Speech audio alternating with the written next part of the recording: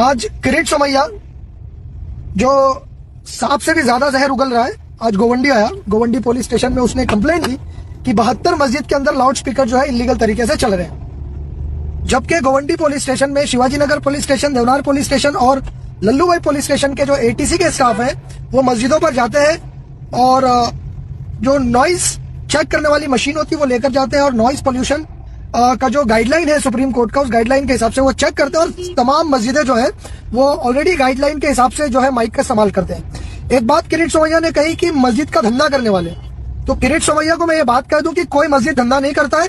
मस्जिद मुसलमानों के चंदे से चलती है और अगर तेरा धंधा नहीं चल रहा हो तो तू चंदा मांग ले, मुसलमान तुझे भी चंदा देकर तेरा भी घर चला देंगे। और किरीट सोमैया को अनअधिकृत मस्जिद तो नजर आती है, लेकिन खुद का कब्जा जो बिल्डिंग के नीचे अपनी खुद की ऑफिस बनाकर रखा हुआ है, दो ऑफिस, अभी उसके ऊपर भी आने वाले हम लोग, क्योंकि बहुत हो गया डिफेंसिव मोड, अब हम भी ऑफेंसिव पर आए हैं। और तुम मस्जिद तक आओगे तो हम भी अब मंदिरों की कंप्लेंट करना शुरू करेंगे, क्योंकि हमें किसी हिंदू से कोई गुरेज नहीं है। हिंदू हमारे भाई है और हिंदू मुस्लिम एकता में ही हम विश्वास रखते हैं। लेकिन किरीट सोमैया जैसे तुच्छ नेता को उनकी औकात और उनकी हैसियत दिखाने के लिए अब हम लोगों को ऑफेंसिव मोड पर आना पड़ेगा। और इस तरह से, जिस तरह से वो खेल रहे हैं, गोवंडी को बांग्लादेश बोलते हैं और बांग्लादेश में आ भी जाते हैं। अरे शर्म आनी चाहिए किरीट सोमैया जैसे तुच्छ नेताओं को, जो खुद गवर्नमेंट की ब्रिज के नीचे कब्जा करके बैठे, वो किसी मस्जिद को अनधिकृत बोलते हैं। और किरीट सोमैया ने एक और बात कही कि अगर कोई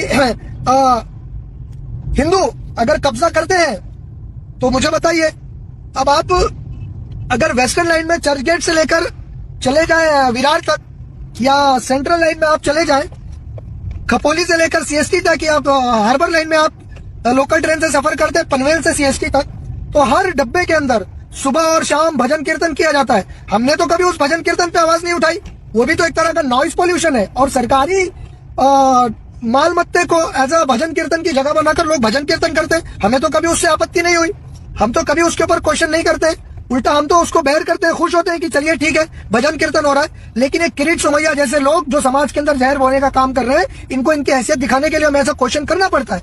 और इसी गोवंडी के अंदर किरीट जी आप आइए, मैं आपको कितना अनधिकृत मंदिर के नाम पर पुजारियों ने जो कब्जा कर रखा मैं दिखाता हूँ आपको। मैदानों का कब्जा कर रखा है, गार्डन्स के ऊपर कब्जा कर रखे हैं। आप एक भी मस्जिद नहीं दिखाएंगे जो मैदान या गार्डन के ऊपर कब्जा है। मैं आपको 10 मंदिर दिखाता हूँ जो गार्डन के ऊपर कब्जा है। तो कब्जा सिर्फ मुसलमानों का नहीं है, कब्जा आपका भी है, पर्सनल कब्जा मंदिरों का भी है। लेकिन इसी का नाम हिंदुस्तान है, इसी को सहिष्णुता कहा जाता है और इसी सहिष्णुता से ही देश चलता है और डेमोक्रेसी बरकरार रहती है।